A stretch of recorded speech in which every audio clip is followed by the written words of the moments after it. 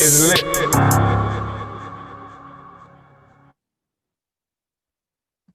Uhuru comrades, and welcome to today's Omali Taught Me Sunday Study featuring Chairman Omali Yeshitela. My name is Akila Anai, the Director of Agitation and Propaganda for the African People's Socialist Party, as well as your MC for this morning. Today's study is highly important, so we encourage you right now to invite your friends and family to it. This week, Chairman Omali Yeshitela leads a study of the book Reparations Now, the Abbreviated Report from the International Tribunal on Reparations for Black People in the U.S. He begins with the introduction and the 1982 Burning Spear article, U.S. Found Guilty of Crimes Against Africans in the U.S., on pages 1 through 27. For the first hour, Chairman will review the study materials, and in the second hour, we'll open it up for you, our live viewers, to ask your questions. It's my honor now to introduce our leadership, the leader of the African nation and the worldwide African Revolution, Chairman Omali Yeshitela. Uhuru, Chairman.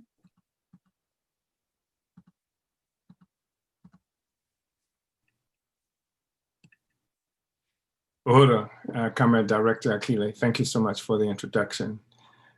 This is an important study, as you just mentioned, and it's especially important to us in the African People's Socialist Party as we move forward right now toward our second plenary of our 7th Congress that will be occurring in February, just next month, first part of February, and where we'll be summing up much of the history of our party over the last year or so that that has occurred just since the party's 2018 7th Congress. But all of that, which will be dealt with, reported on, looked at, judged, critiqued at our second plenary of the 7th Congress. It is rooted in a foundation that goes back many years, almost 3 generations. And what we're going to be looking at today is this whole issue of reparations, because people get born into circumstances and they assume like it was always like that. But the truth of the matter is, when you look at reparations issue, you're looking at the work of the African People's Socialist Party, whether it's acknowledged or not. The fact is that the African People's Socialist Party is the organization that intentionally, consciously, and stated as much during the time and during the process, had an objective, to take the reparations demand out of simple process of briefcase toting individuals who were talking to different legislators, who were going to different courts, trying to get reparations. We understood early on that the reparations question was a political question. It's not a legal question about whether or not Africans are due reparations, and the courts will make that decision. Ultimately, the decision is one that will be determined by the political power, activism of the people, the capacity to disrupt and to carve our own future despite what the law happened to be. So we're clear on that. And from the very beginning, we made a determination that in 1980, we said that we were going to make reparations a household word, and that we were going to win the masses to recognition of, I say masses, specifically the African masses had to understand the question of reparations. It has all kinds of implications. We understood for moving our revolution forward, for moving our struggle forward for freedom, for independence, to take the question of African freedom, African liberation from this place of pure abstractions, where we were engaged in candlelit ceremonies and our storefronts and things like that, to put the question of the freedom in the hands of the masses. We concluded a long time ago that if we were to ever be free, if we were to ever win the independence that those of us who were serious about this relationship, this oppressive and exploitative relationship we have with imperialism, then the masses had to come to that conclusion that it was necessary. And you do that then even in the process of winning freedom, you can force the colonizer through its courts, through any other institution that it may have, to come to some kinds of conclusions that's favorable to you in the short term, just to try and salvage their own security, salvage their own place in the world. And so we did this in November of 1982 in Brooklyn, New York. We pulled together this International Tribunal on Reparations for African People in the United States. And for the first time in human history, we actually began the process of quantifying the amount of value that was owed to African people, just in labor alone. And this was part of the documentation and testimony we brought to that tribunal in 1982. And when I say we began the process, it must be understood just like that, because the thing is that we had to take this question, we had to move this question of we built this country, and therefore we do this and that, and begin to actually quantify what does that look like in terms of resources. Is it true that that white people and the United States government have been just paying emptying their pockets, paying welfare to African people, and this is the thing that was hurting the economy and hurting the income and future of white people, which is the slander that has always and continues even now to be thrust at the African people. Even now, the question, even as it relates to the budget where this pittance that was offered up to working people in this country of some $600, and the question is, should it have been $2,000 as the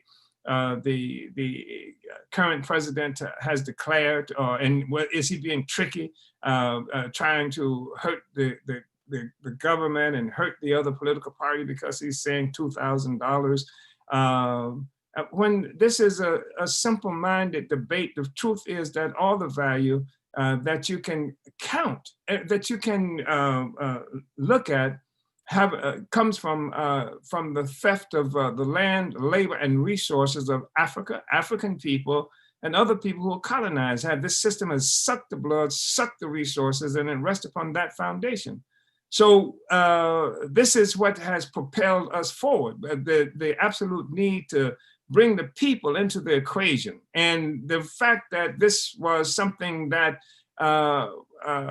had some significance at this moment in history in 1982 was that there were so many people who were around, as you will see just from the testimony of the tribunal, when the Black Revolution was very strong, when the United States government murdered, kidnapped, assassinated, jailed, imprisoned thousands and thousands and thousands of African people because we were on the march for liberation, not for some kind of silliness, fight against racism, but for liberation, not empty chants about Black Lives Matter, but liberation. We were fighting. This is what the struggle was that had to be crushed. And so it had been successfully crushed.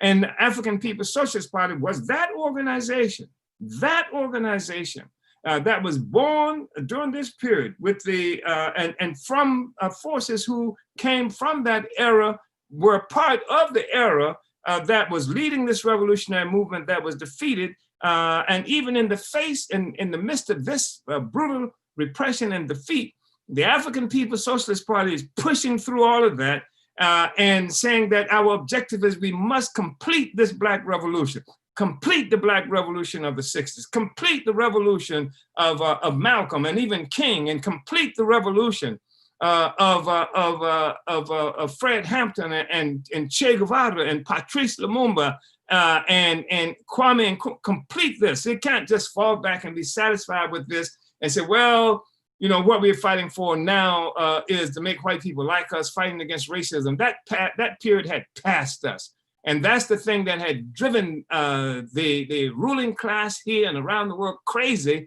to a frenzy, because we had concluded that our objective no longer was to satisfy the need for psychological and emotional and political security of white power of the colonizer, but to take our freedom. So this is the book, Reparations Now, that we'll be looking at. And this was published in January of 1983.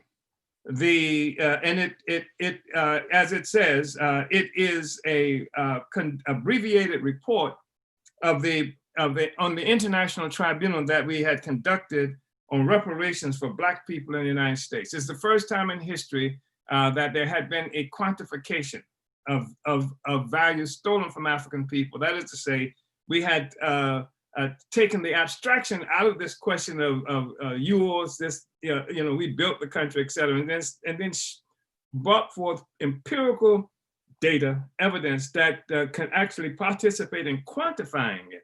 Of course, this is so limited. We come up with $4.1 trillion in 1982 just in labor alone. But even that, as significant as it was, because you see, though they don't say why, further books come out by people who were even opposed to the reparations demand when we were doing this, that uses the $4.1 trillion as the starting, as the beginning, as the assessment of what is owed to African people in this country.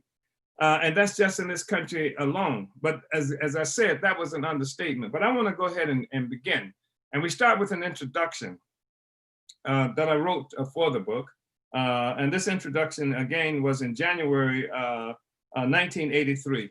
And then we go and read an article that appeared in the Burning Spear newspaper, reporting on, that gives a pretty decent rundown on what happened at the tribunal. And this newspaper article in the Burning Spear was from December 1982. So the tribunal happened in November 1982. December, this really elaborate kinds of article that tells what happened there is what we'll be looking at initially. And this, as we said, is an abbreviated book. And we think it's so significant that we intend this year to print most of the testimony that came from that tribunal. We, in the process, we'll soon be in the process of transcribing all of that so that it's accessible. So I'm going to go ahead and start now. This is the introduction to Reparations Now, the abbreviated report from the International Tribunal on Reparations for Black People in the US, and it's edited by myself. So on November 13, 1982, a two-day World Tribunal on Reparations for Black people in the US was held in New York City. The full significance of that tribunal will ultimately be summed up in history by the process of Black struggle, which continues to unfold and which will itself be influenced by the tribunal. Such struggle as that which will be generated by the demand for reparations being generalized within the oppressed and colonized African community in the US. Such struggle as that which will be influenced by the development and leadership of the African National Reparations Organization, ANRO, founded on the 2 days immediately following the World Tribunal, and such struggle as that which will occur under the leadership of the African People's Socialist Party, the advanced forces of the colonized African working class in the US. However, while we must leave much to history's judgment as to the full significance of the World Tribunal, there are some things which we can say today, such a short time after the occurrence of the World Tribunal. One thing the World Tribunal did was to establish a process wherein the issue of the oppression of African people in the US will have to be taken seriously again by the international community. It is hard to believe that within the short period of 10 or 11 years, the plight and just cause of the domestically colonized African community in the US has receded from the active consciousness of the peoples in the world. It was not so long ago that the heroic cause of our people was recognized worldwide, that the courage of our militants and revolutionaries was world renowned. Because of their prominent roles in providing leadership for our people against our most formidable enemy and oppressor, Malcolm X, Dr. Martin Luther King, the leadership of the Student Nonviolent Coordinating Committee, SNCC, and the Black Panther Party traveled the world with other great international figures who sought the end of human oppression and the creation of just social systems. These were the heady days of worldwide mobilization, the days of Che, Ho Chi Minh, Mao, and the Cultural Revolution. These were the days of the Tuamaras, of Cabral, of Black Power and Black Panthers. Much has changed since that time. One of the most significant things to happen was the brutal suppression of our movement. Such vicious military suppression as that which can evince the murders of Dr. Martin Luther King, Malcolm X, Fred Hampton, Mark Clark, and tens of members of the Black Panther Party, along with those from less influential organizations throughout the US.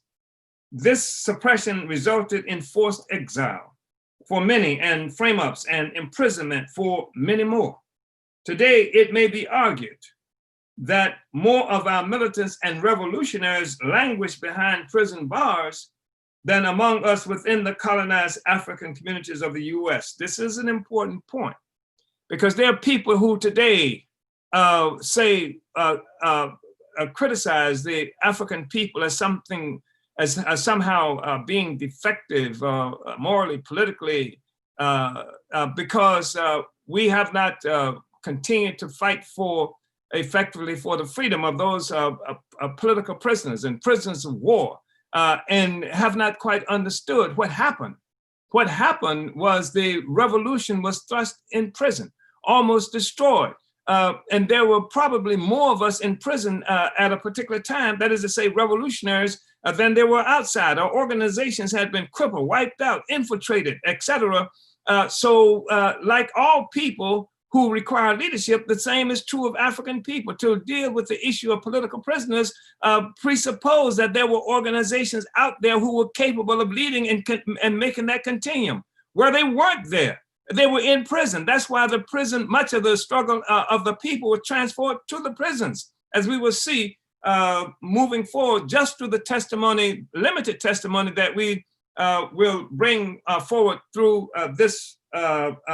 this book, Reparations Now.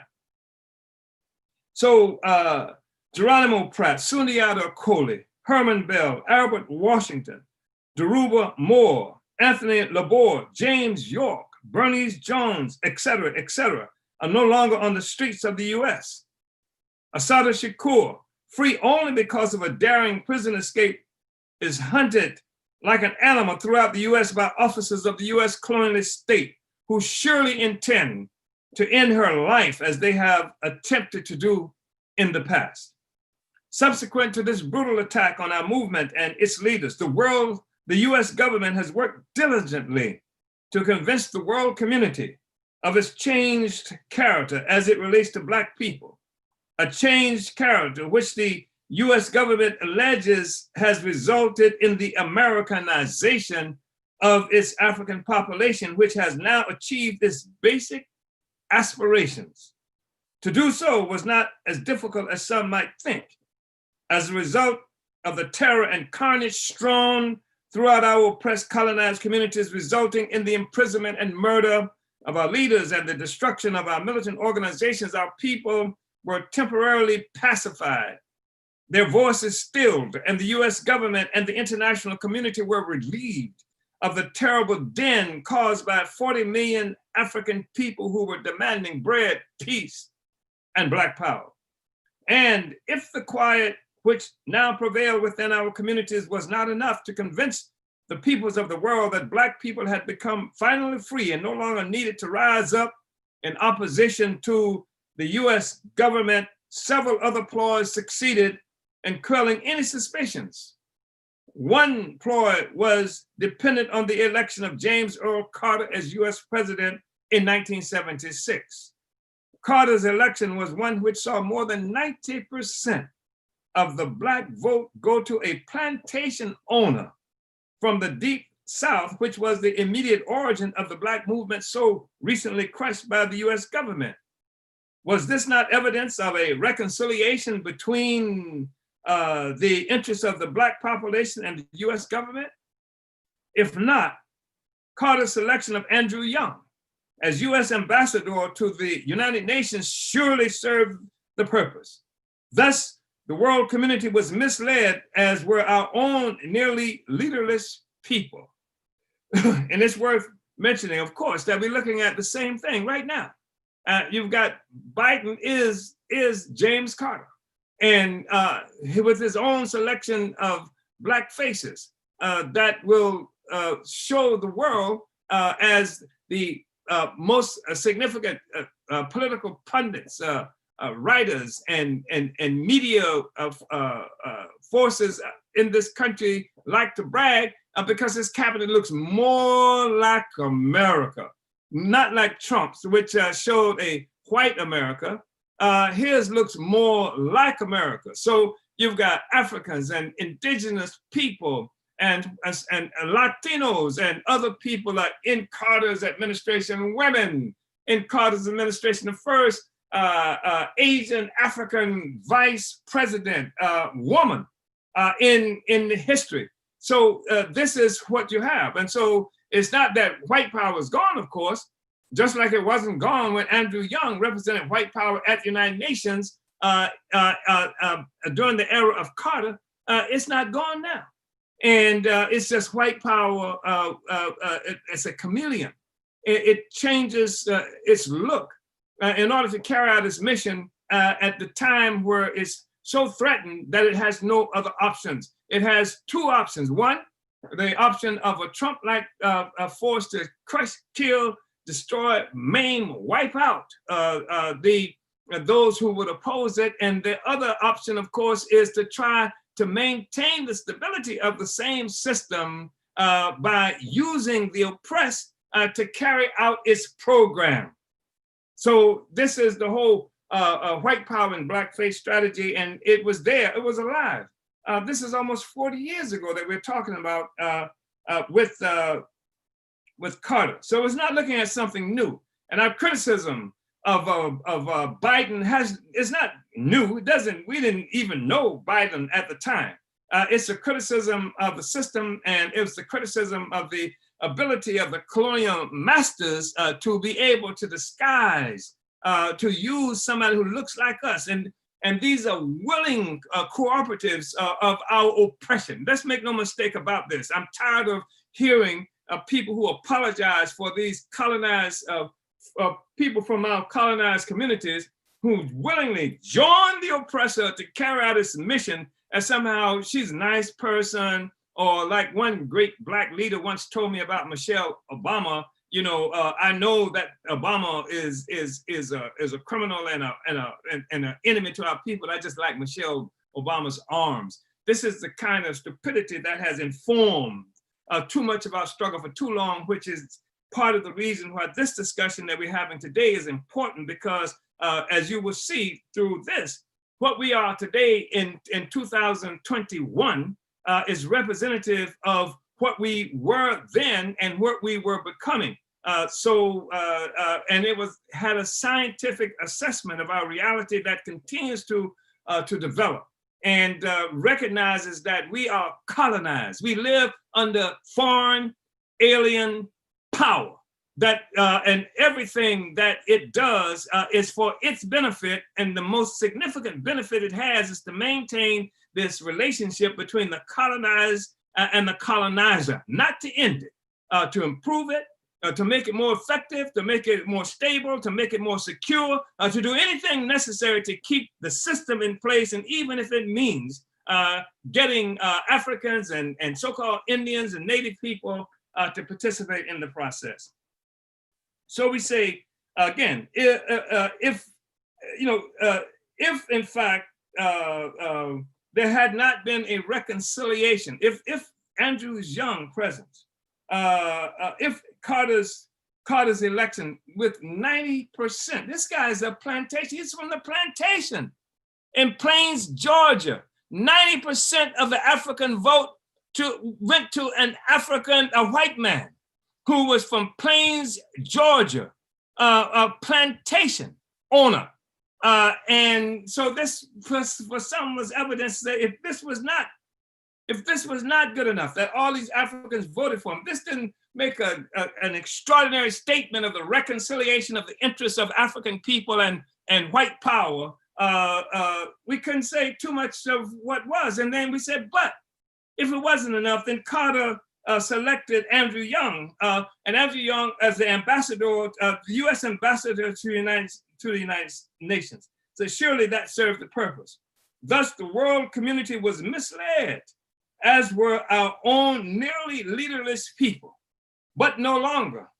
The World Tribunal not only exposes to the international community and community that the oppression of African people is alive and well in the United States, it also expresses the fact that our oppression has existed along one long continuum, that there has never been any cessation of our oppression. This is one significance of the World Tribunal, but not the only one. Another significance of the World Tribunal was the process it initiated in summing up our history of oppression and struggle for African people ourselves, who are the victims of our oppression. Now the victims of US terror, within and without its borders, can be better armed in our attempts to overthrow this terror. This pamphlet represents only a tiny portion of the testimony and documentation presented at the World Tribunal on reparations for Black people in the US. The entire tribunal proceedings will be published in the immediate near future. You know, near future is going to be something like 39 years later. But however, even this inadequate representation of the World Tribunal should serve to alert the reader to the historical significance of the World Tribunal. The precedents provided by the tribunal will have an impact on people's struggles for years to come. For the first time in its history, the United States government has been put on trial for its crimes against Black people by Black people ourselves. Moreover, the World Tribunal on Reparations for Black people in the US established precedents in international law, which has previously been treated as the sole property of those with the benefit of state power. Finally, the World Tribunal took the concept of law and raised it as having significance for those other than the propertied class. The tribunal smashed the bourgeois concept of one justice for all people and classes, and raised the truth that the justice of the oppressed will result in the destruction of the justice of the oppressor, a justice which legitimizes oppression. The World Tribunal occurred as an initiative of the African People's Socialist Party, an organization of Black workers by ideology and actual composition. Therefore, we can correctly say that the World Tribunal was an initiative of the African working class itself. The fact that 94% of the African population in the US belongs to the Black working class, whose heroism has only been recently forgotten, will soon provide the most magnificent testimony of the significance of the World Tribunal on reparations for Black people in the US throughout the streets of this United States of America, whose very wealth and very existence has come at the expense of the life, liberty, and well-being of millions of African people. This was written in January 1983, and it is the introduction to the book Reparations Now. And we start with, in terms of the book, an article from the Burning Spear that appeared in December, the previous month, in 1982. And a month following the actual tribunal. And it starts, US found guilty of crimes against Africans in the US. The People's Advocate read through the charges one by one and asked the panel of international judges for their verdict. A silence fell over the hall. Charge number one: is the United States guilty of genocide against African people in the US, as defined by the United Nations Convention on the Prevention and Punishment of the Crime of Genocide? Guilty by unanimous vote. Charge number two: is the United States guilty of violation of the United Nations Charter as it relates to its treatment of African people in the United States? Guilty by unanimous vote. Charge number 3, is the United States guilty of violation of the spirit and intent of the International Convention on the Elimination of All Forms of Racial Discrimination? Guilty by unanimous vote. Charge number 4, is the United States guilty of violation of the spirit and intent of the International Bill of Human Rights? Guilty by unanimous vote. The audience, made up largely of African people, broke out in spontaneous and sustained applause. Probably the first time a guilty verdict in a legal proceedings inside the United States has been greeted with joy by African people in the last 400 years. After being restored to order, the court proceeded with the judgment of the panel on punishment and/or rectification. 1, are African people in the US due reparations from the US government? This had been estimated in the course of the tribunal at $4.1 trillion in stolen labor alone, with damages to be determined later. Yes, by unanimous vote.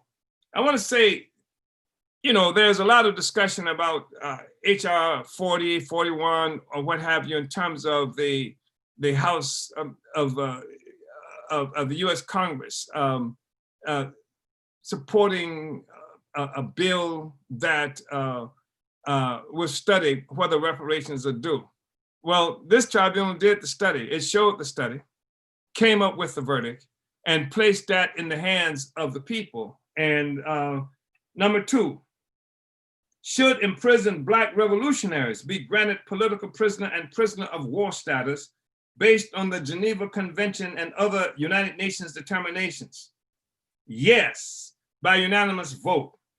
Number 3, does the US treatment of Africans in the US represent a serious enough breach of the United Nations Human Rights Charter to justify eviction of the US from the United Nations? Yes, by unanimous vote. Number 4, does the testimony and documentation presented at the tribunal justify the establishment of a permanent international body to monitor US treatment of African people in the US? Yes, by unanimous vote. Again, applause swept the auditorium along with the feeling of satisfaction at the collective achievement that had been reached in proving beyond a doubt the just cause of African people for reparations, of anger at the endless tales of suffering and injustice that have been related in the past 2 days of testimony, and of strong determination to take the judgment of the tribunal out into the world to build a people's struggle that will make the conclusions recognized as law, as the fair judgment of history and of the people of the world. The International Tribunal on Reparations for Black people in the US was a precedent-setting and mobilizing legal hearing, the first time in history that the US government has been formally put on trial for crimes against Black people in the US. This tribunal was conducted with the utmost seriousness, adhering to the rules of evidence and support the charges that the US had violated international law. Many of these laws, such as the International Convention on the Prevention and Punishment of the Crimes of Genocide, have never been ratified by the US Senate, precisely because the US government fears it will be brought before a world court to answer for its treatment of African people and Native peoples in the US. The task of the hearing then has been to amass evidence while at the same time pressing for the US to be called to accountability for its historic crimes and fighting for the right of African people who do not possess state power to have a hearing before international panels on human rights. This is the work that Malcolm X was just beginning to bring to fruition when he was assassinated to silence his leading voice.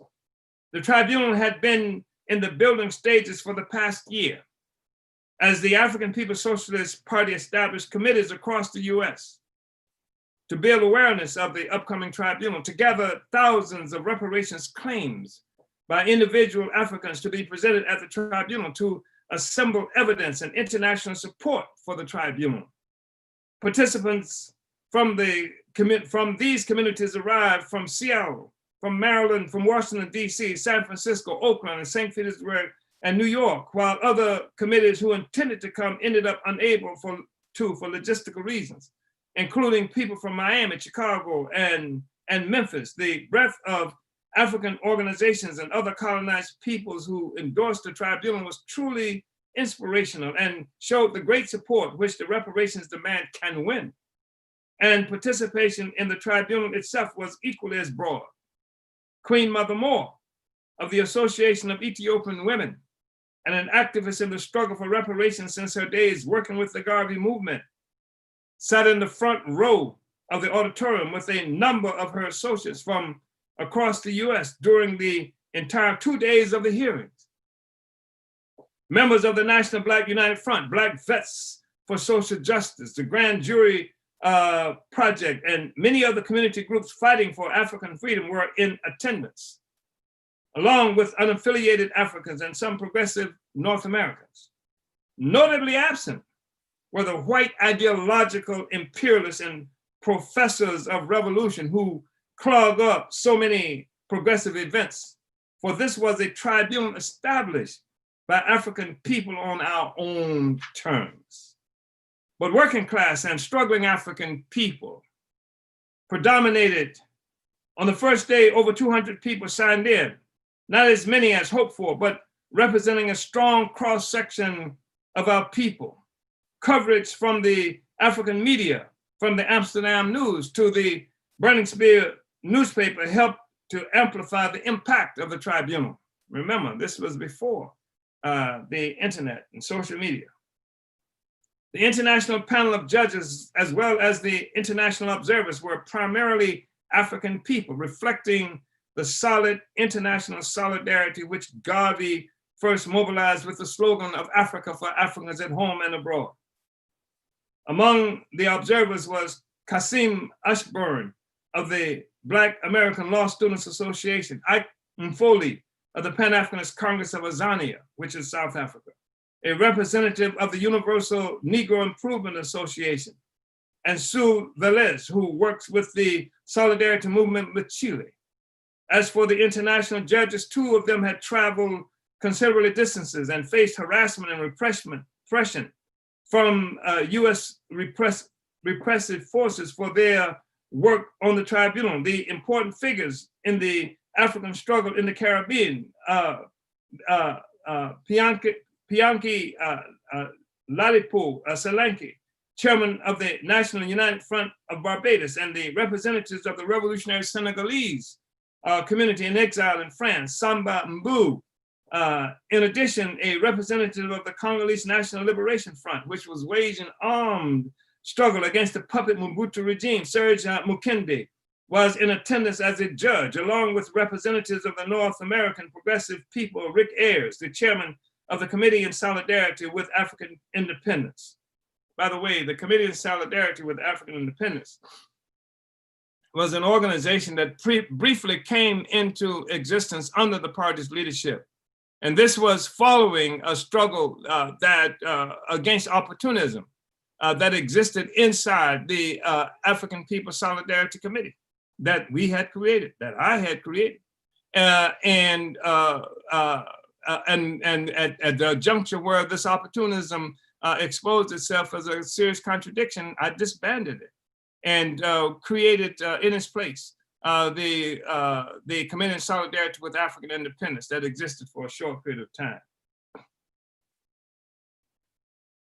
2 other African representatives who were eager to attend as judges, Rosie Douglas, Secretary General of the United Labor Party of Dominica, who, by the way, after imprisonment, et cetera, became for a short period of time, the Prime Minister in Dominica.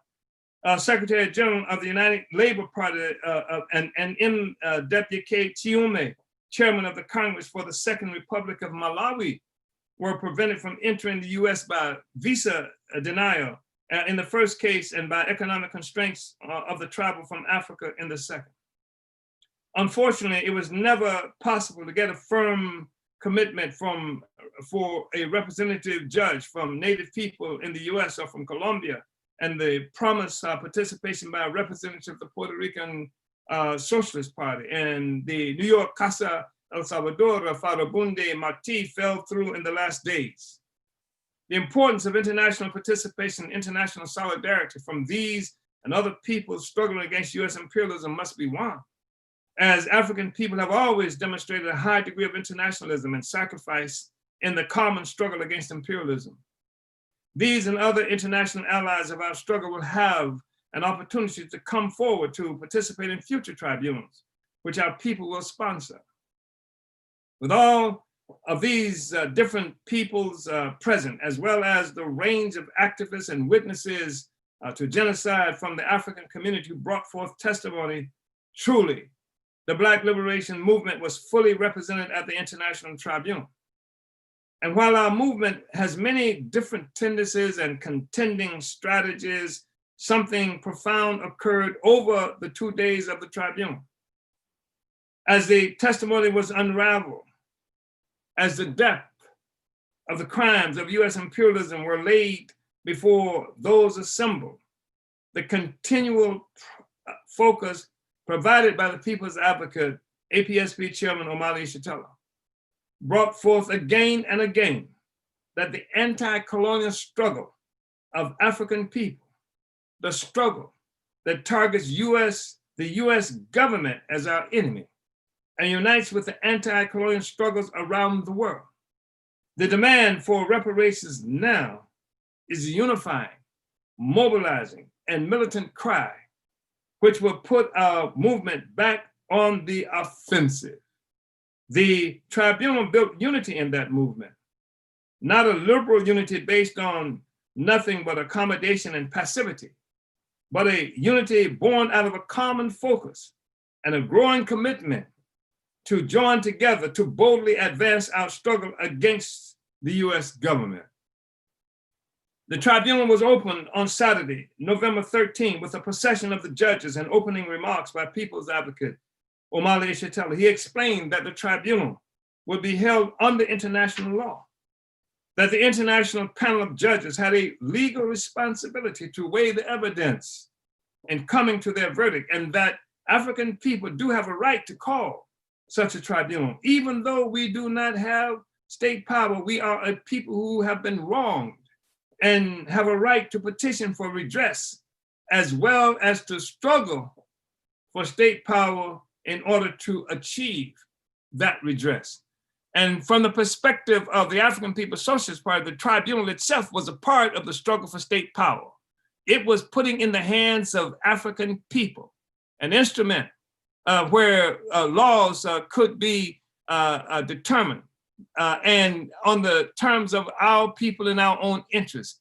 It was an incipient state power that we have not only used on this occasion, but have replicated on various other opportunities, so that African people get accustomed to controlling state power and understand that if we can come to this conclusion and using even the instruments of law that were created by our oppressors and the international community through agencies such as the United Nations, if we could do that, then the only thing standing between us acquiring the justice that explicit in this was the military capacity to carry out the will of the court.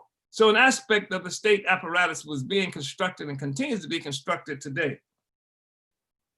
Following this, the first witness was called in order to establish that a crime had been committed by showing that African people were in a positive state of existence before the kidnapping of African people, which began in the 15th century.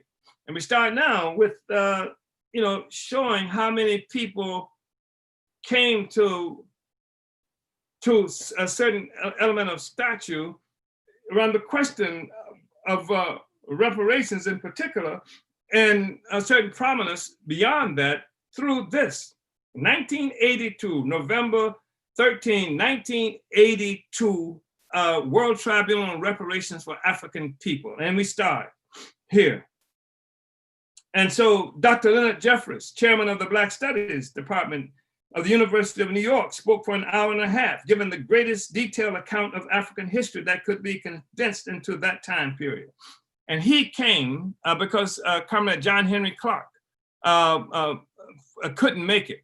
He had issues that prevented him from being there. So he forwarded Dr. Leonard Jeffries as someone who could do that in his stead. He defied the question raised by the patronizing academics of the West as to whether Africans had made any contribution to civilization by asserting that civilization itself is African. The very beginning of human prehistory, as well as the proto-historical period in which social organization and production were begun, and the classical period in which the basic science and humanities were developed, were all African.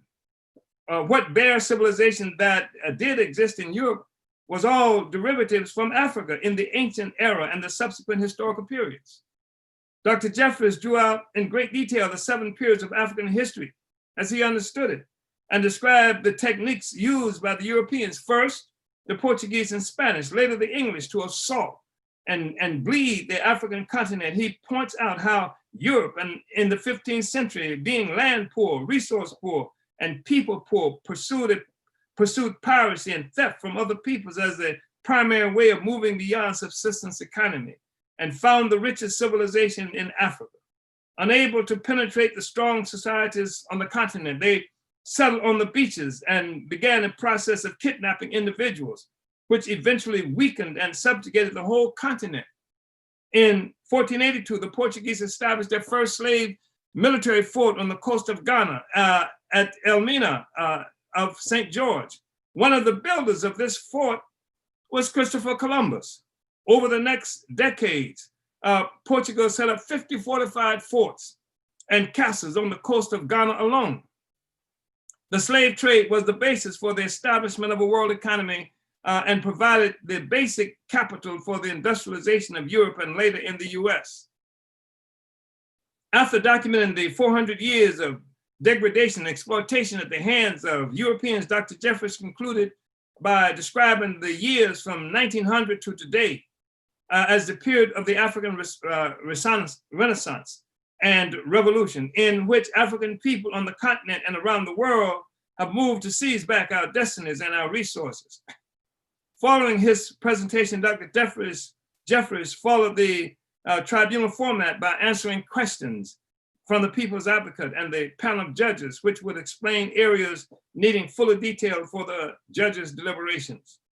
Following a lunch recess and press conference, the tribunal resumed with a statement of charges, indictment of the US government. At this time, People's Advocate Omali Yeshitela reviewed the pertinent international law which was designed to prevent the barbarity of genocide and colonialism, law which underscored the justice of our struggle for liberation. He read the law which had been provided in the judges' packets and the press packets, the International Bill of Human Rights, which includes the Universal Declaration of Human Rights, the International Covenant on Economic, Social, and Cultural Rights, and the International Covenant on Civil and Political Rights, the International Convention on the Elimination of All Forms of Racial Discrimination, the Convention on the Prevention and Punishment of the Crime of Genocide, the Charter of the United Nations, the Statute of the International Court of Justice, and the Foreign Relations Law of the US. Anticipating the testimony that was to follow, the People's Advocate summed up in broad strokes the case against the US government. Wherever there are African people in the US, there is forced sterilization, high infant death rates, disproportionate imprisonment, police terror, subhuman housing. These are just some of the conditions that make up the conditions of domestic colonization which Africans suffer in the US. This oppression is historic, as is the struggle against such conditions. And clearly, the present condition of African people has a direct relation to the loss of self-determination, as the conditions of African people today have their origin in the trade in African flesh. Following the statement of charges and was supposed to be testimony from SNCC founder Ella Baker on the Southern struggle for democratic rights. Unfortunately, the comrade was not able to attend because of health reasons. So she sent her greetings and solidarity. The next witness was Gwen Wilson of the National Black United Front, who put forth evidence on the case of Eddie Carthen, the progressive Black mayor of Chula, Mississippi. Eddie Carthen was elected in 1977 because of strong Black community support, and immediately began to defy the white power structure by refusing a $10,000 bribe and working to save the city medical clinic, which was being cut back. When Carthen tried to fire the racist police chief Clark, the writers on the city council decreased his pay to $6 a month and began setting him up for legal charges. First, they charged him with assaulting the police chief, and later began trying to connect him with any robbery or killing that occurred in Chula. Because of national and international support, Mayor Carthen was acquitted of the recent murder charges, but is still in prison over the alleged assault. The National Black United Front representative explained that the organization is involved in struggles for the rights of Black people all over the US. She pointed out that the attack on Eddie Carthen is part of a political repression seeking to destroy meager Black gains of the civil rights movement, just as the Black Reconstruction gains were smashed after the Civil War. Any illusion of gradual progress for Africans in the US is refuted by the statistics on Black education, employment, pay, imprisonment, and by such stories as that of Mayor Eddie Carthen of Chula, Mississippi. Following Sister Wilson, Professor Dell Hunter of Medgar Evers College of the City University of New York came forth to give testimony on the struggle for African education. Professor Hunter had worked as an assistant dean for a year, but was removed when he came down on the side of the African students who were fighting over the last year to remove a reactionary Black petty bourgeois president and establish a progressive administration. Medgar Evers College represents the typical type of educational institution reserved for African students. Located in the heart of Brownsville in Brooklyn, the college is underfunded and allows no control by the immediate African community. Professor Hunter pointed out that it is always necessary for an oppressive ruling class to control knowledge and values.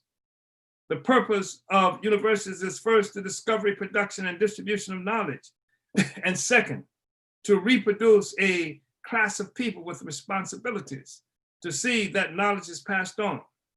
When Africans were first brought to the New World, as it was characterized, we were not allowed to read or study or develop the arts. With the end of chattel slavery, the ruling class came up with the strategy of creating the Negro out of Africans in an attempt to internalize our subjugated status. The US ruling class has set up a Black petty bourgeois class of intellectuals in mediocre schools like Medgar Evers College, so that African students are not engaged in institutions that discover and produce knowledge related to our needs. Instead, we are required to simply repeat the point of view and values handed down by the dominant North American powers. Although African students won some Black studies departments during the Black Power wars of the 1960s, they have been underfinanced and undermined so that Black people still do not have our own institutions, have not been able to redefine our mission. It will require a revolution of all US society before Africans can get a real education.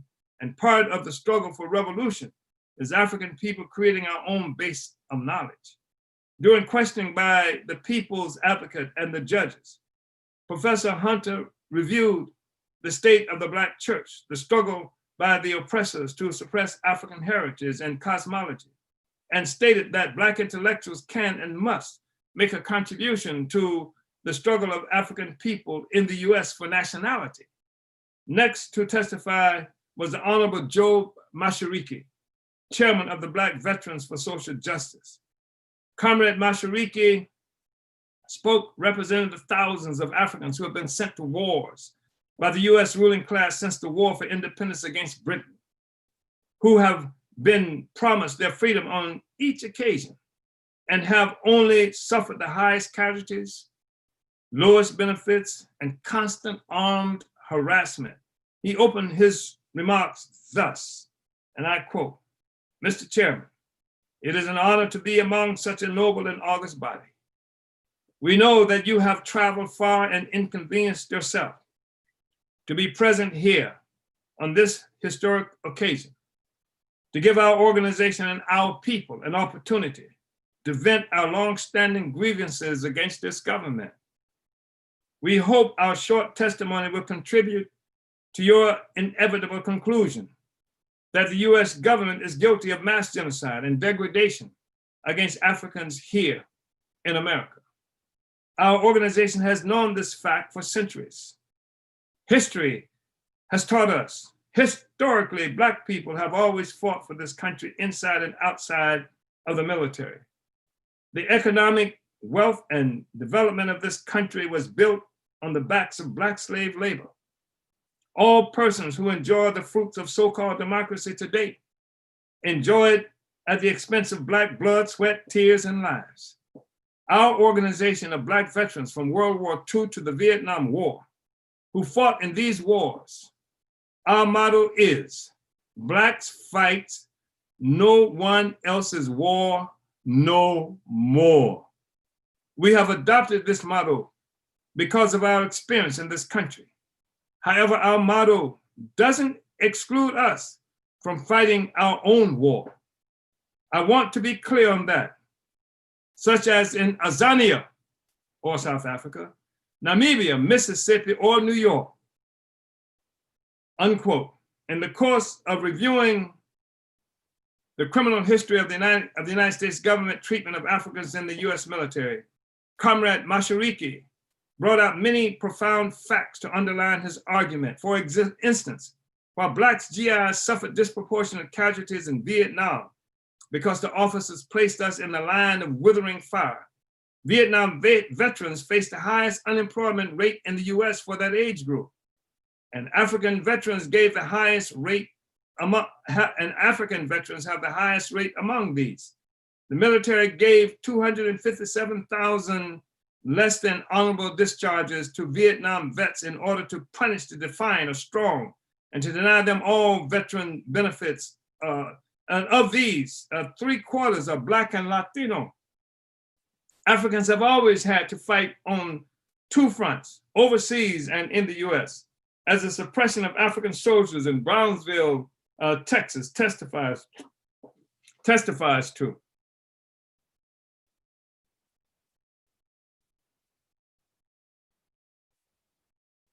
In fact, prior to World War I, more Black people had been killed by the Ku Klux Klan than in US wars.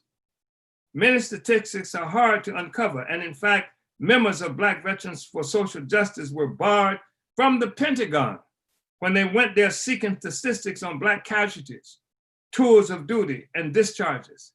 Finally, in response to questions, Comrade Mashariki pointed out that Africans in the military have always provided the backbone of resistance to imperialist military ventures and gave real heart of the slogan, "Hell no, we won't go."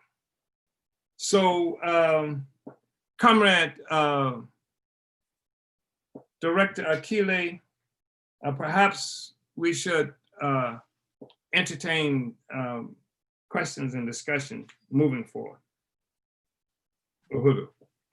Her Chairman. Okay. Well, I just want to first say that this has been already an incredible study, and just the unfolding of the history around the question of reparations, because a lot of people, don't know where it comes from, how reparations became a household word, and where the struggle of reparations began. Some people just think it kind of happened out of thin air, and it was the African People's Socialist Party, as you're laying out. So this has been a really incredible study so far, and I do want to encourage people right now in the Facebook and YouTube comment sections to type in your questions. We do have a couple questions from last week that we will be taking, and those questions were just to say in relationship to the study that you were giving last week, reading from the Vanguard Up Unity of Theory and Practice Political Report to the first 7th Congress plenary. So we'll take those questions first, and then we'll look at the questions from today.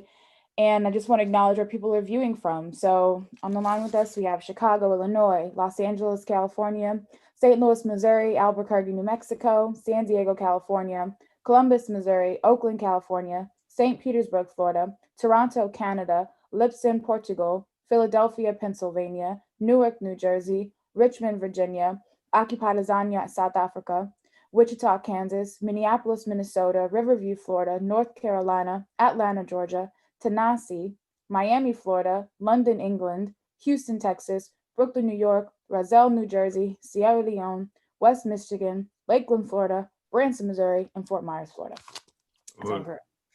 All right, so taking a look at, and we also have somebody just commented from Accra, Ghana, Uhuru, and Indianapolis, Indiana, Uhuru. All right, so getting to questions from last week, there were 3. This first question came from Council Kami Kangaroo, that's the username on YouTube, asks, do you think a new socialist state should be centralized and run by a single party, or alternatively based on decentralized local workers and farmer councils? Well, first of all, I want to say that I don't think that those, definitively different expressions of state power. I think that when you talk about the decentralization, even right now, the African People's Socialist Party is engaged in the process of really pushing, driving within our organization to create a kind of decentralization under democratic centralist principles, so that throughout the world, in Africa, throughout the Caribbean, United States, and Europe, the various regional leaders and organizers have the responsibility of taking African internationalist organization principles and putting revolution on the ground in all of those places. But there is one leadership. And I want to be clear about something else. And when you talk about the state power and whether it's one or more parties, if you talk about whether or not the oppressor will be able to be represented through political parties in an independent, free, and liberated socialist control African state, there will be no parties like that. The oppressor will never have the right under our leadership to be able to put forth politics campaigns for the reinstatement of capitalism in any of its forms at all. That will be completely out. And so in this instance, you have what Comrade Yeshitela once characterized as the dictatorship of the ruling class, of the working people, so that it will make a determination to crush eternally, forever, the power of the slave master, the power of the colonizer. So the colonizer will not be able to have any kind of representation. We will dethrone the colonizer. We will strip the colonizer of all the stolen wealth and value that has been created, that has been created at the expense of the people. They will not have freedom of press. They will not have freedom of speech. They will have to undergo that kind of oppression. That's what a worker state will look like. So it's not whether or not there's one party or more parties, it's the class that's represented and the interest that's represented in the political organization that exists. And the other thing that I want to be clear about as well is that when we talk about state power, the African People's Socialist Party is leader of a revolutionary project that spans the globe, and that is growing with every day. And this is a part of it as well. We intend to govern. Now, we talk about preparing to govern. We also talking about preparing to lead that state that will come into existence as a consequence of a coordinated, strategically informed revolutionary project that covers the globe. So wherever African people are located, whether it's in the Caribbean, whether it's in whether we're in the United States or Europe or all over the continent of Africa, the representatives of the African Socialist International, which is the African People's Socialist Party writ large, will have a responsibility. We have the responsibility of taking power and becoming, in the process of struggle, that state. That's why everything we do, including the study that we've introduced today in terms of the tribunal, is a part of the process of negating the power, negating the authority of the oppressor, negating the authority of the colonial capitalist class as a part of a process of raising the power and authority of the colonized African people. Now, for the first time in history, the African working class has its own revolutionary proletarian party in the form of the African People's Socialist Party, Uhuru. Thank you. That was from Comrade. Comrade, how does he characterize, or how does that comrade characterize him herself? As Council Kami Kangaroo on YouTube. Council Kami Kangaroo. Yes. Uhuru, thank you, Chairman. All right, so the second question from last week came from someone named Rafa Sene, and they asked, what is your position on pale Arab colonialism in Africa and Chinese colonialism currently in Africa? African revolutionaries take a radical position on Palestine, but our Arab allies are silent about Africa. Well, you know, part of our responsibility is to build the African revolution. And in the process of doing that, we do establish meaningful relationships with other peoples and countries. You mentioned, if you were in this study that we began today, you will hear that part of what was referenced was the fact that there were peoples, organizations that with whom we've had relationships for a period of time up to then, who did not participate in the World Tribunal. And so the thing is that their lack of participation for us was not a statement about the participation of the people. It was the fact that whatever leadership existed at that time had not come to the best conclusions. And the same thing that you will hear of Palestinians being able to ask the question about why don't they get the same support from Africans? Well, they do. But most of them may not be able to see it because the Africans who support the Palestinian Revolutionary Movement are not the ones who will be reported on by bourgeois media. The people won't necessarily know that, except when they see us in the streets who are taking on these struggles. And we have seen the Palestinian people. We have seen them respond in very serious ways.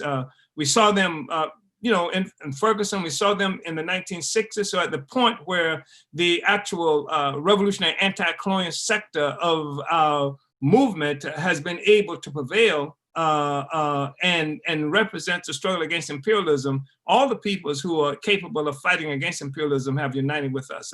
From Cuba to China to Palestine, occupied, Palestine and various other places around the world. So we believe that it is our responsibility for the African Revolution, and we have enough science to know that we are going to be assisted by the relationship we have with other oppressed peoples in the world to destroying this system. And it doesn't rely, our understanding does not rely on what may be the consciousness of other peoples of this relationship at any given moment or not. It relies on our consciousness of this relationship. And so we lead, period. And if we lead in the African world, and then we lead in those instances where there are other peoples who have an objective interest in the victory of the African Revolution, we lead there too, so that they can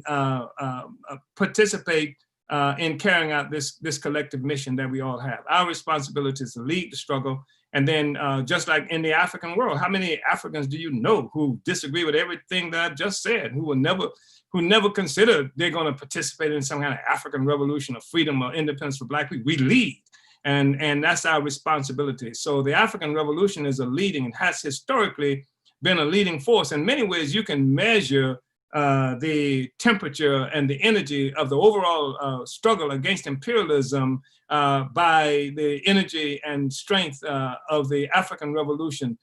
We are a leading force just because of where we are located objectively in the whole imperialist structure. We lead, and we are conscious, and we have our own revolutionary political party in the form of the African People's Socialist Party, Uhuru. So I hope that was helpful. And that was Refal Zene. I know somebody else who's Zene. But go ahead. Thank you, Chairman. The next question comes from Comrade Fani, and Fani is in occupied Azania. And he asks, Uhuru, Chairman, what advice can you give to comrades struggling to keep a balance between extreme workload and long working hours and the revolutionary work that needs to be done? Well, the first thing I'm going to do is do everything you can to strengthen the party in occupied Azania and bring in more forces, recruit more people. So, I mean, and that's part of where our struggle is in different places. We just have too few people for the workload that has been imposed on us by history, by the contradictions of colonial capitalism. And so it means that the fewer people there are, the harder we have to work. And in fact, I've always appreciated a statement by Comrade Sundiata Acoli, who an 83-year-old political prisoner behind bars in the United States, who said the more sweat in peace, the more sweat in peace, the more sweat in peace, the less blood in war. And so we do whatever is necessary to bring those comrades into our movement. That's the only thing that's going to offer anything that looks like some relief. So we work hard to build the party there in occupied Azania, or South Africa as it's called. We recruit more and more people based on principle, not just bringing people just to have people into the organization. And what we will find is that our divisions of labor become better, our organization become more efficient, and it gives us the ability to do all the things that you just mentioned. And one thing I just want to say that's really important too, organizationally, what we understand is that we take the revolution with us everywhere. We organize on the job. So it's not like we're not making revolution when we're on the job. It means that we have a responsibility to, while maintaining that job, and we want you to stay on the job. We're not asking you to quit the job, but we are saying that you just discover methods and processes with which you can organize on that job, and to create a party organization on that job, bring African people into our organization, have a party unit there, so that the work is always being done to make the revolution, whether you're on the job, in prison, on a college campus, or just in the townships, someplace without a job at all. Uhuru. Uhuru. Thank you, Chairman, and thank you, Comrade Fani. And that was the last question from last week. So now we're going to go into the questions that we've gotten this morning. And the first question came from the last African on YouTube, and his question, and I also want to read a comment from him, but his first question was, how do we propel the international work of Malcolm X? And he also mentioned that he was introduced to you through viewing the presentation you made at Oxford in January 2019. So he made that comment, but that was his question. Well, first thing I want to say is that the presentation I made in Oxford in January 2019 was something that had begun nearly 60 years ago. That Oxford had just popped up in Oxford. The white power structure, and one might say internationally, but because Oxford is one of the most prestigious, perhaps the most prestigious university in the imperialist world. And, they had Malcolm there, they had other people there. And they brought Malcolm there at a critically significant time, because something fundamental was changing in the struggle of African people that was really, contributing to how Africans around the world understood things. And the civil rights movement had run into a kind of stagnation that was becoming clear to those who were able to view it. It was under serious challenge by other revolutionary tenders, and Malcolm X had been liberated through the split that happened within the original Nation of Islam, and obviously represent a whole new tendency. I mean, he was bringing the motion, the action, the activity of the so-called civil rights movement. He had imparted to that revolutionary anti-colonial theory. And something was emerging, and white power wanted to know what the hell that was and how to understand it. And Oxford is a place that teaches all of these people, especially from the British Empire, how to become the next rulers. And so they wanted to understand this phenomenon that was in Malcolm X. They saw the same thing that's happened inside the United States today. And still, because the United States, there are Africans here, the movement here, because of the location of the United States and the whole imperialist structure, the movement here was critical. And they saw that that a certain stagnation had emerged in this movement.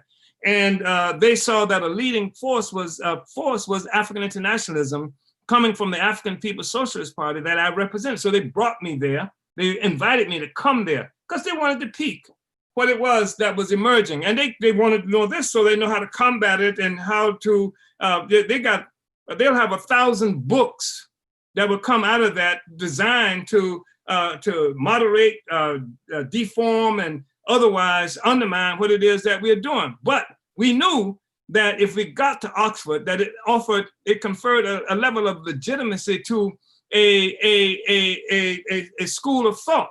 And we thought it was important because we knew, go to Oxford, hit it there, and it's going to reverberate throughout the whole African world. And it did. That's how this comrade heard from us. We knew what their objective was, but we had another objective in going there. So we used that vehicle. And so I thought it was important to say that. And the other thing I think is important to say is that the struggle at Malcolm X, the internationalization of that, is something that we represent. We represent it. We were clear on that. That's why we say the Black Revolution of the 60s. They killed Malcolm too late. Just like Marcus Garvey had said in 1925, that look for me. They deported him, destroyed his organization, infiltrated, defamed him, used sectors of African petty bourgeoisie, just like they did against Malcolm.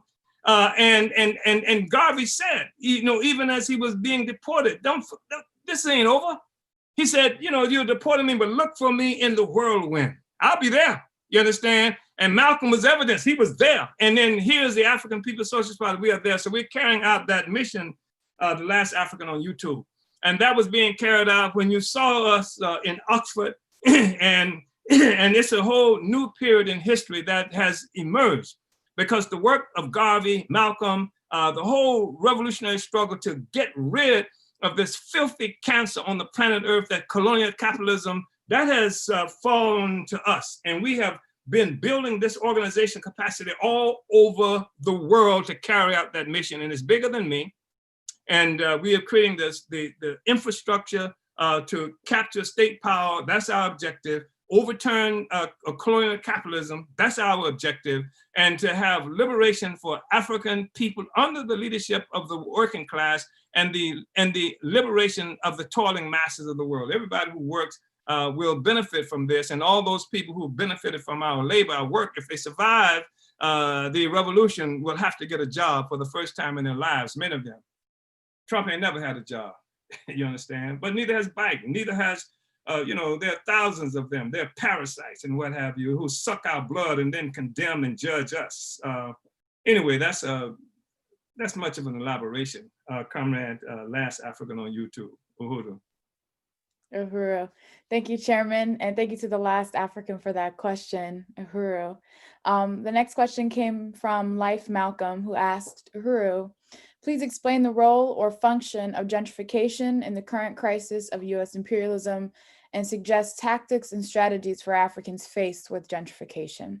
Uhuru, I just want to say, first of all, that this thing that we call gentrification, the term gentrification, I think it comes from this something that was happening in England some time ago when the gentry, would, come into the gentry, the upper classes would, take over sections of towns and cities where that had been, inhabited by working people, et cetera. But for gentrification, that was the process that brought us here, if you will. If you look at practically what that meant, and practically, white people move in and they take your land, take your properties, they move in, they change the value. The white people come to this thing that now is called America, and then push the indigenous people into this concentration camps called Indian reservation. They own it now. They changed the whole property relations where people didn't even have relationships of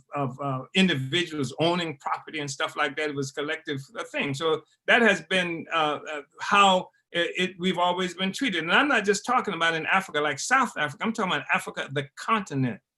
So what's the first thing they do? They move in, they call the police, they set up these different relations of property relations, et cetera. And it makes the territories uninhabitable to those of us who the colonized, and in the process of doing it, making it something that's habitable and inviting to the colonizer under armed protection.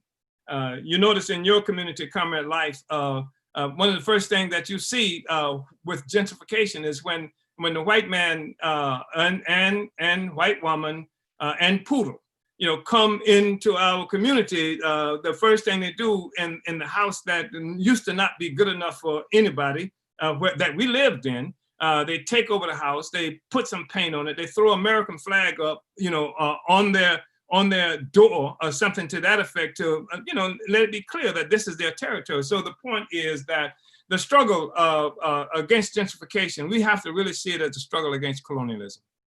And we have to really understand that what we are looking at is a foreign and alien power that controls every aspect of our lives, where we live, whether we can live, if we do live, what the circumstances are. And so in the final analysis, what it has to do is that we have to come into political organization that sees the struggle against what we call gentrification as a struggle for the total liberation of our people. In St. Louis, for example, the party has gone in there and created a project, we call it Black Power Blueprint, where in North St. Louis, where the majority of African people live, that has been victimized forever. Where thousands, literally thousands of abandoned properties, we call them abandoned, where Africans have been pushed out of our community in this overall project to make St. Louis white, with the help of Black African people who occupy positions in the government. They have taken these properties and then pushed the African community out. And we have gone in and we have captured some of those properties. The white ruling class created what they call a land bank to secure all of this property so that as they wish, as they need, when it becomes strategically significant to them, they can turn these properties over to these white people who they call developers with the big money and what have you. And so we are gone.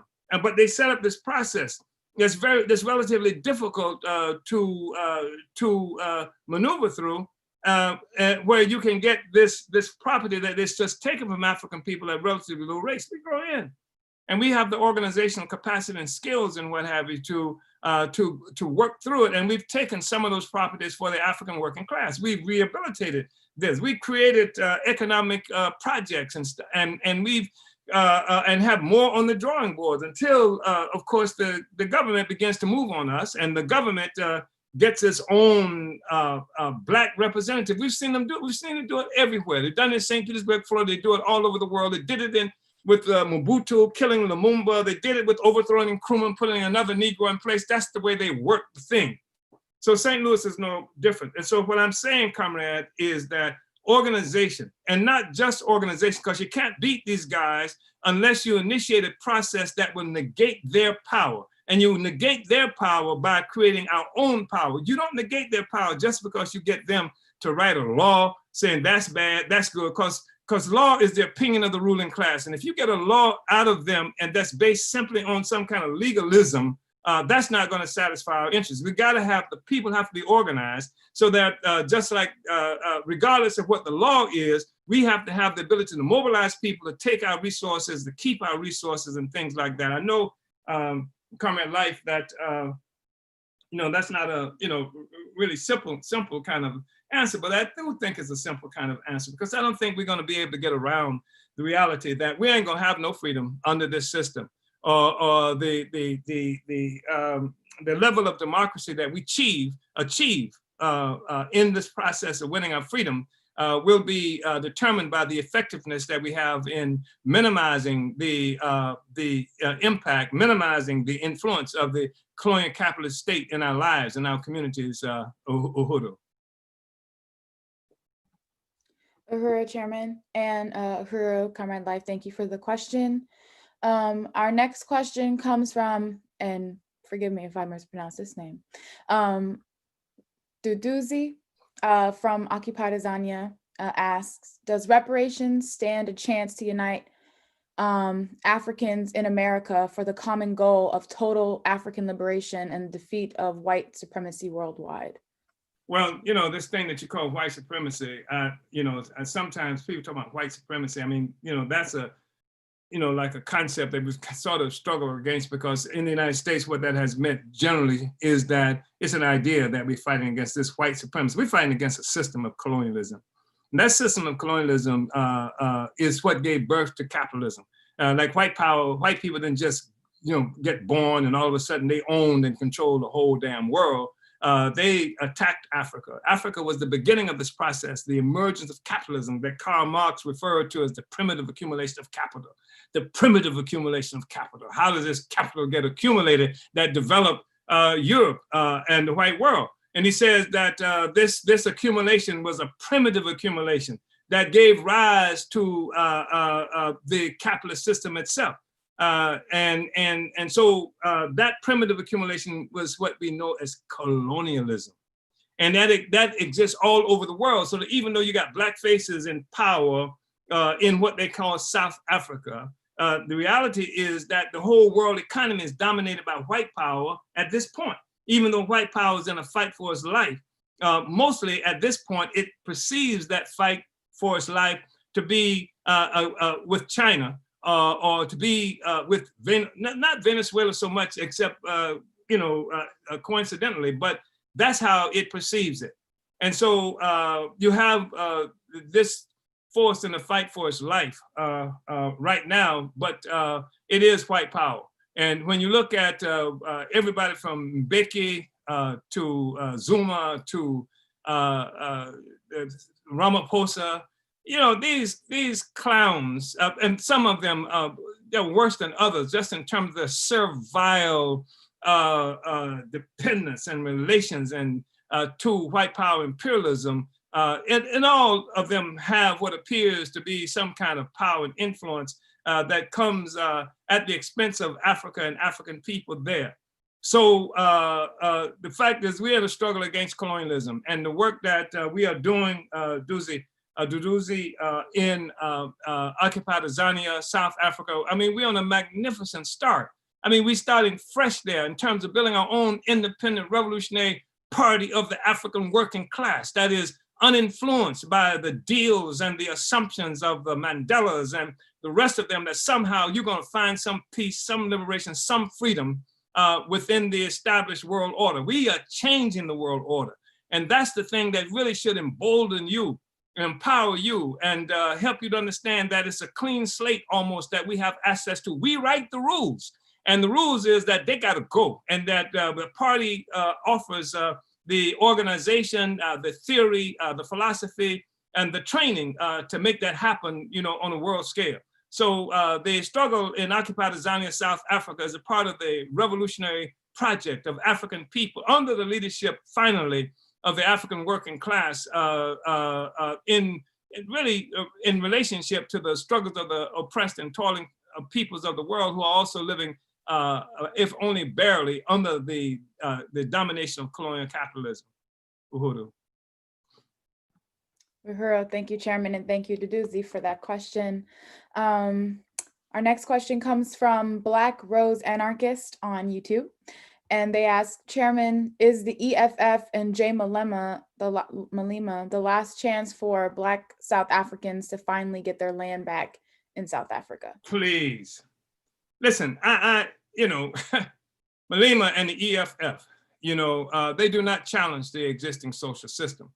And that's something that, is problematic because, often inside the United States, when we engaged in mobilization discussions, people would throw up the Malema and the EFF as the evidence of some great, wonderful thing that's happening inside South Africa. And the truth of the matter is that Malema, who at one juncture was the leader of the youth wing of the African National Congress, the youth wing of Mandela's organization, the youth wing of Zuma's organization, and a partner with Zuma, who has been roundly condemned for what they call corruption, et cetera, even though I don't know how Zuma could be any more corrupt than Ramaphosa, who's now in power, or Mandela, for that matter.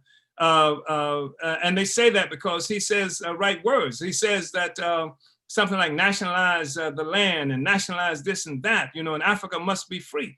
But he ain't doing nothing to make any of that happen. He's just talking that talk. He's talking, and the only reason he is not in the ANC is because the ANC leadership would not allow him to ascend to the leadership of that organization. That's the basis of his split. There was never any discussion about theory, ideological differences, or anything like that. They just prohibited him, and he played a major role as the youth wing, the energetic wing of the African National Congress, that was put in power, I should say, by imperialism all around the world, and especially from the United States, the ANC, that he played a really important role in getting Zuma elected. And so they prohibited him from moving forward, and he broke from Zuma. He broke from the ANC, rather, and created this organization called the Economic Freedom Fighters.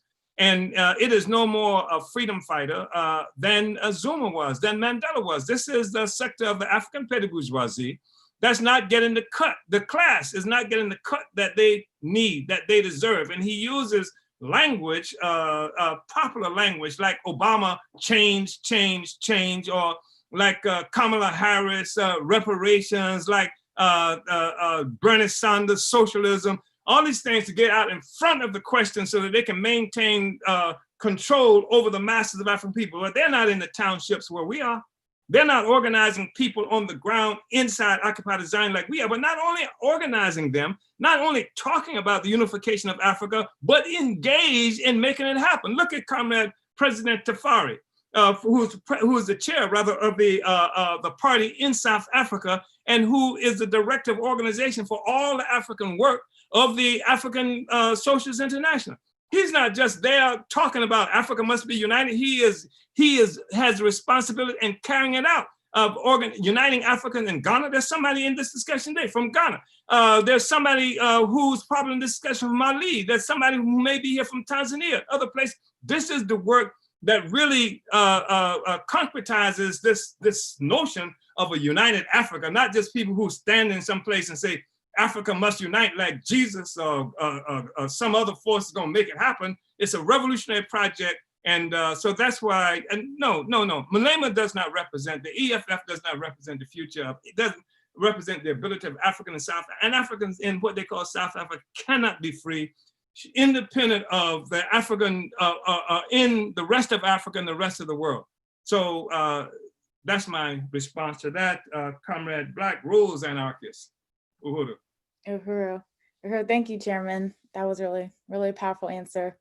Our next question comes from Robin Harris. Comrade Robin asks, the ADOS movement uses the term American descendants for seeking reparations versus African, quote unquote, Americans. How do we rebut this? Well, first of all, I want to say unequivocally, notwithstanding what individuals who might have joined this entity think they are involved in, this ADOS, this African descendants of slavery, is a U.S. base, it's an intelligence intervention in the struggle of African people to disrupt the ability of African people to unite around this question and to sow divisions and splits in the struggle by creating this false narrative that somehow these Africans someplace else around who were not born in the United States are not deserving of reparations, when the fact is our presence in the United States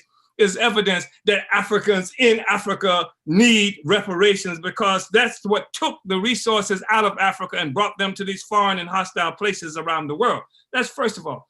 So it's an intervention that's designed to destroy us. And if you look at what we're talking about now with the Reparations Now book that we are looking at, it recognizes the connection between Africans all around the world. That's why you just heard from Comrade Joe Masariki, when he was saying that Africans fight no more wars, fight wars for no more for others except our own. He said that when we say we ain't fighting nobody else's war, it doesn't exclude the fight that we would have to make in South Africa, as he called it, Azania, or in Namibia, except this was the revolutionary trajectory we were on. And Otto's is an attempt to take us, that split us, and have Negroes fighting over imaginary money that you ain't got and you ain't gonna get as long as you push this kind of split. There is this, who is an African descendant of slaves? You know, we are not descendants of slaves. We are of a free people who were enslaved by white power.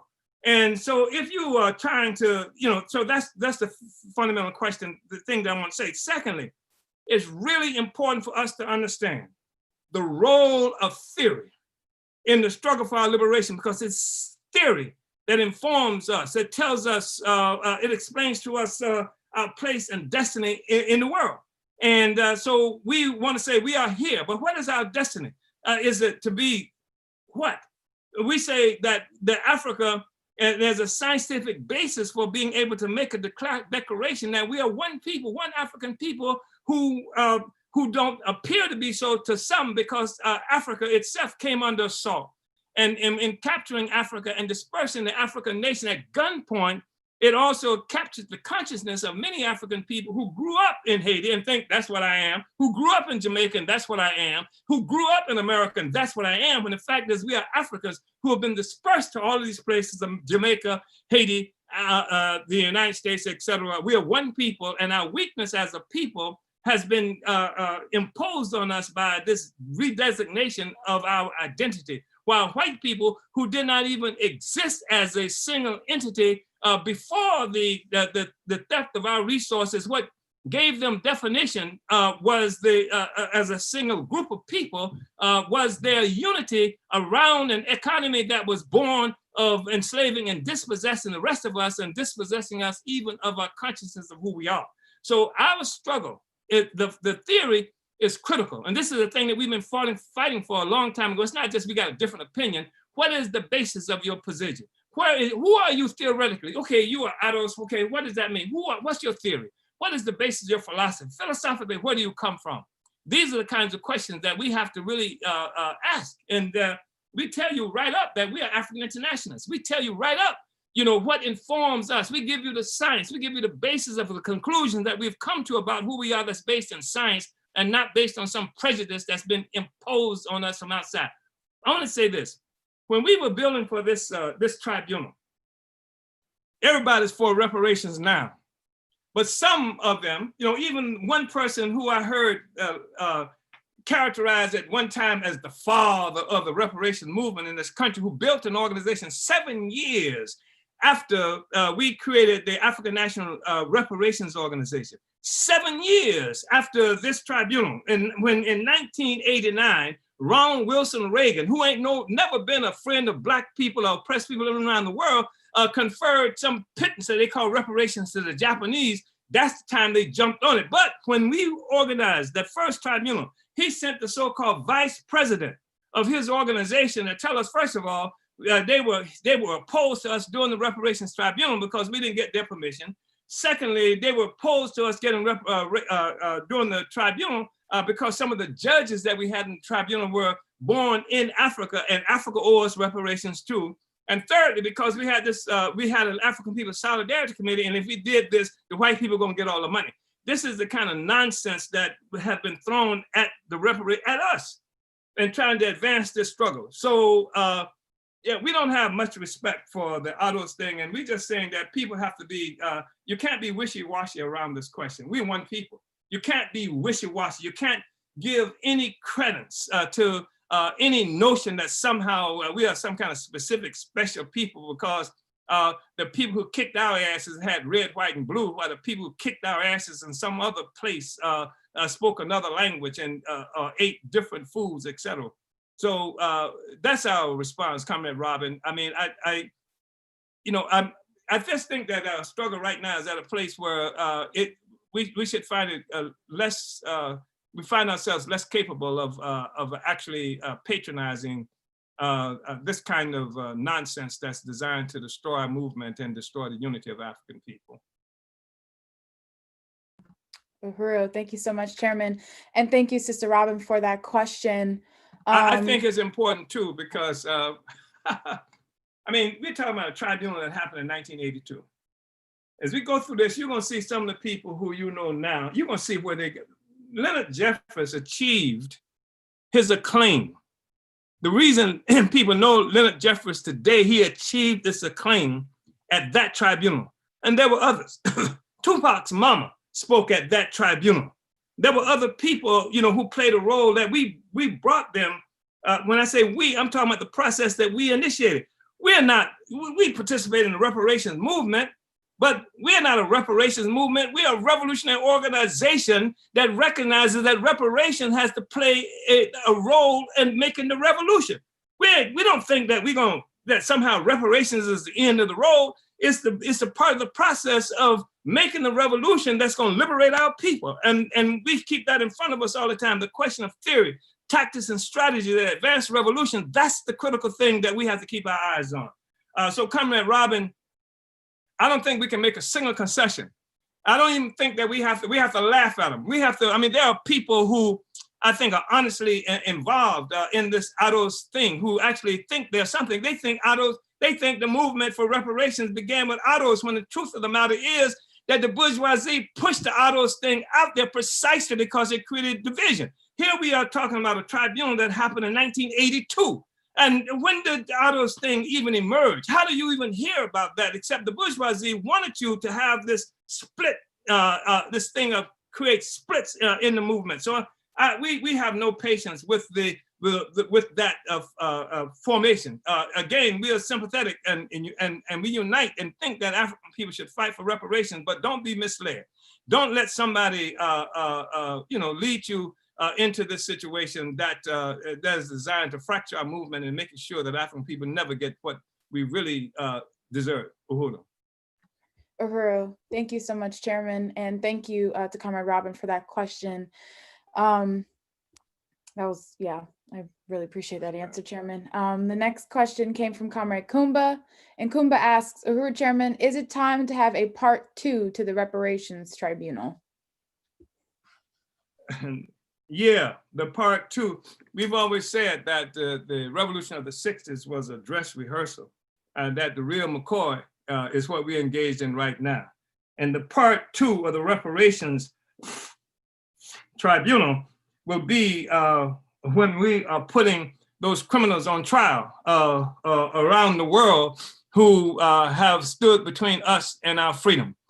In the final analysis, we get reparations because we take it, because it's ours, and it won't be determined by anybody's court except our own. And our court is what informs us of what actions that we have to take to gain it. So, and there may be other, as you know, Comrade Kumba, Comrade Kumba is in St. Louis, where we've done a lot of work, and where we did the Black People's Grand Jury. And we did the Black People's Grand Jury. We organized that in St. Louis after the St. Louis County District Attorney, a prosecutor, refused to bring an indictment against the murder of Mike Brown. So we said, let's take the same evidence, let's take the same law that they use and create our own grand jury. We don't need the white man to tell us that whether or not it's just or not. Let's create our own grand jury. And we did. And we had people, a 12-person grand jury to weigh in on that question. We used the same law. We used the same evidence that they use. And of the 12 people, 11 of them said that this guy got to be indicted. That is to say, Darren Wilson, who was the murderer, who was the white man wearing a police uniform who murdered Mike Brown in 2014. So we have to consistently do those kinds of things that help to arm African people, first of all, with the recognition that power is something that we can have, that we can exercise, that we use, again, the same information and come up with a different conclusion. And we come up with different conclusions because we are the oppressed and they are the oppressors, the oppressed and the oppressor. If you see the oppressed and the oppressor coming up with the same conclusion around the same question, then something is wrong with that process that you use. When the process works effectively well, then the oppressor will come to a different conclusion, because the conclusion of the oppressor is to maintain the system of oppression. The conclusion of the oppressed is to get that system out of our lives. And then what happens as we make this movement, increasingly what begins to happen, people begin to understand that, hey, we use the same process, the same evidence, came to different conclusions, yet this guy's still walking the street who murdered somebody in our community. Nothing ever happened to them. So we say, well, the next thing we have to do is what? Is put together a capacity to take them off the streets, to put together a capacity to make sure they can't do that to us anymore. That's how we move toward the actual creation of an independent anti-colonial state power that negates the power and influence of our oppressor. So same thing happens when we look at what we are doing with the tribunal and whether we should set up tribunals, and yes, we should. We see these injustices happen. We don't have to wait for the white man to say, okay, he did it or didn't do it. Pull together the African community and say, pull together the evidence, bring witnesses, et cetera, and put it before the people, African people, and say, how do you judge this? This creates a real serious stress on the system of the colonizer as well. Because how the hell, you're gonna say this, and when Africans come up with a different conclusion using the same evidence, the same resources, with a minimum amount of resources, come to a different conclusion, then it really deepens everybody's understanding that colonialism still exists, that white power do what the hell it wants to do, and the only way, and that the Africans are justified in doing whatever necessary to get this monster off our throat. Uhuru. So, Comrade Kumba, I know you just testing me, but yeah, that's what we do. We will create them, and the final analysis, our tribunal in St. Louis, because we got a lot of people to go put on trial in St. Louis.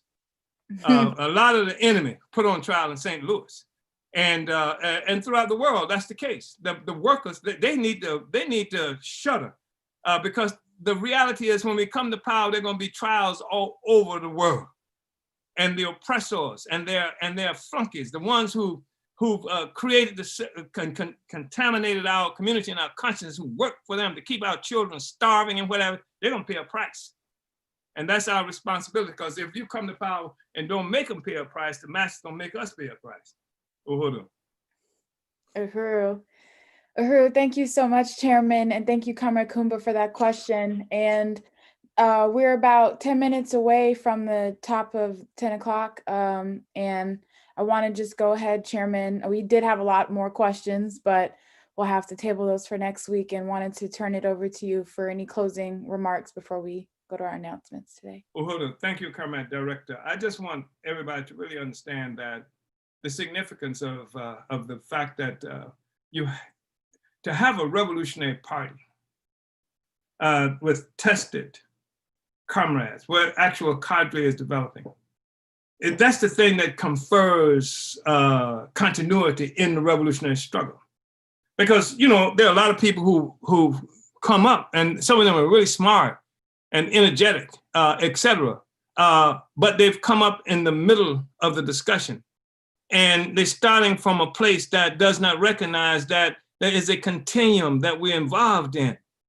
They're not connected, except to when you talk about Malcolm as an icon that you throw up, and Marcus, you throw this icon up, and they talk about the tradition of Black this and the tradition of Black that, and it's not connected, like to a history of trying to get this monster off our back. So you got this in a single organization, more than 50, almost 60 years of continuum, of continuity in the revolutionary movement is to be found in the African People's Socialist Party. So if people are talking about reparations today, I know that people think they just discovered it, or that they're so smart because they can say reparations, but you in the African People's Socialist Party, this is your history. that the reason they're having that discussion is because of what we've done. And one evidence of what we've done was this tribunal that we had in 1982, where we decided that this reparation issue was not going to be a closet question anymore. It's not going to be a question just that people are running around with briefcases going to speak to this congressperson or this legislative body or this this executive branch of lawyers and what have you to get it. We don't get it.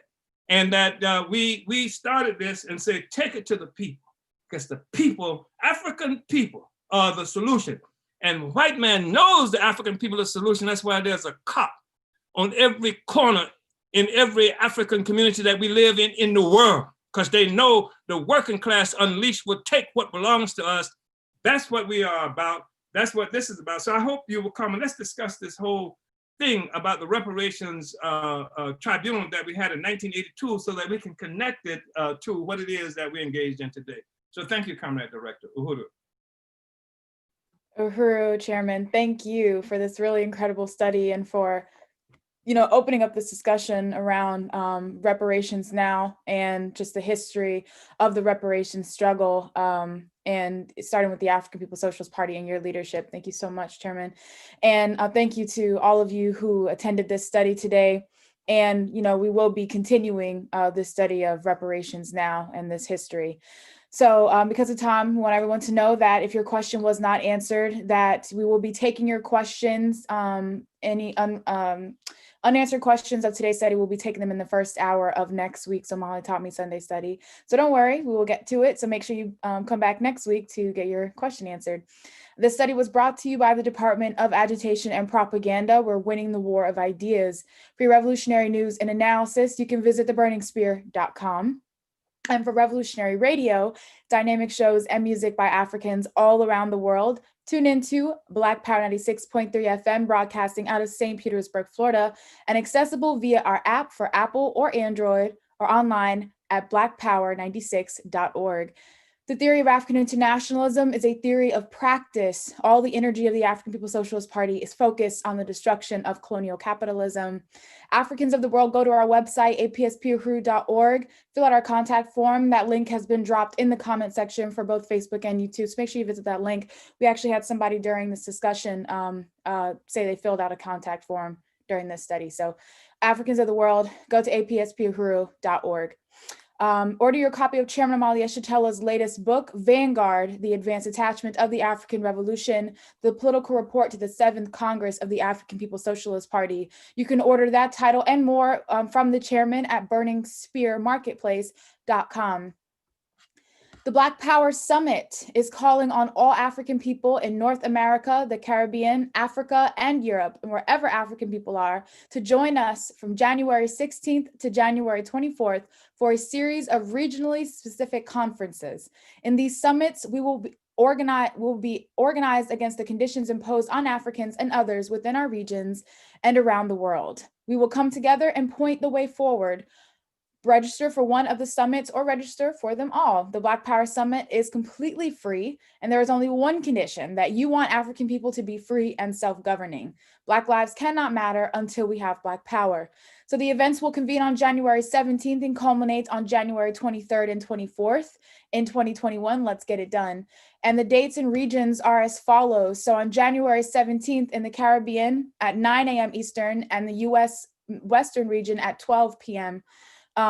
Pacific time. So that's January 17th, the Caribbean, 9 a.m. Eastern, US Western region, 12 p.m. Pacific time.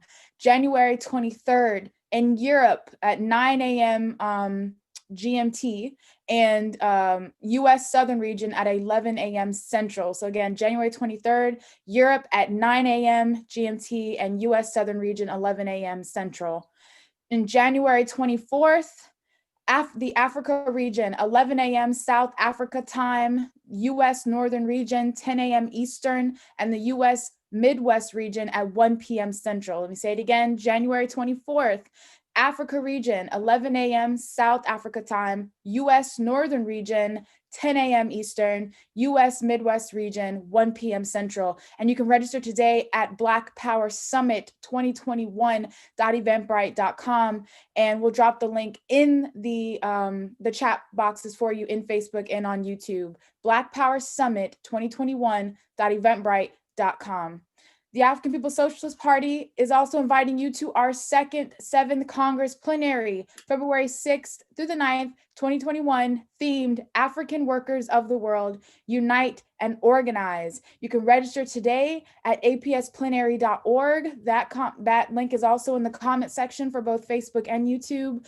Register today. Registrations do vary for international locations. It is virtual, so you will be able to attend no matter where you're located in the world. apsplenary.org. Also at that website, you can read the call that was written by the chairman, and you can see different programs all the way up to the Marcus Garvey Comrade of the Year, see the nominations of the members of our movement that excelled beyond the call of duty this year. So again, apsplenary.org, you do not want to miss it. The Black Panther Commemoration Committee of New Jersey and New York is selling Black Panther, Malcolm X, Che Guevara, pins, watches, and other Black Power memorabilia in support of political prisoners. You can order your merchandise at www.naabpp.org or kingyattapal.com. Half of all proceeds go to political prisoners. And every Tuesday from 9 to 10 p.m. Eastern, join Ralph Pointer on What's Happening Blog Talk Radio. Ralph Pointer is a member of the Black is Back Coalition and chairs the Political Prisoner Working Group. He is a longtime freedom fighter and leads the Lynn Stewart Committee. And to tune in via phone, call 347-857-3293, or you can listen on the computer at Blog Talk Radio. And we are calling on people to follow the All African People's Development and Empowerment Project on Facebook, or visit developmentforafrica.org for important information and helpful tips in regards to the colonial virus, COVID-19. ABDEP has recently launched an international telehealth program, a free resource for African people to get our COVID-19 related questions and concerns answered by licensed doctors and nurses through Project Black Ankh, including that big question about the COVID-19 vaccine. So you can make your free virtual appointment with one of their professional healthcare providers by going to developmentforafrica.org/telehealth. Looking for more opportunities of live political education from Chairman Omali Yeshitela? Tune in every Wednesday at 3 p.m. Eastern on the Chairman Omali Yeshitela's Facebook like page or Burning Spirit TV YouTube page, with Chairman's address to the African nation, discussing important topical issues and providing us with an African internationalist analysis. And lastly, to keep up with our movement events, visit theburningspear.com's events page and subscribe to our mailing list. Thank you all for tuning in. Oh, Chairman, yes. Yeah, I just wanted to mention on January 9th, the Black is Back Coalition will be doing a summation of the year. And it's going to be important that people can go to blackisbackcoalition.org and get information around that. We hope you will come. It's a membership and fundraising event that will sum up the year, and we'll have participants from all over the United States. Uhuru. Uhuru, thank you so much, Chairman.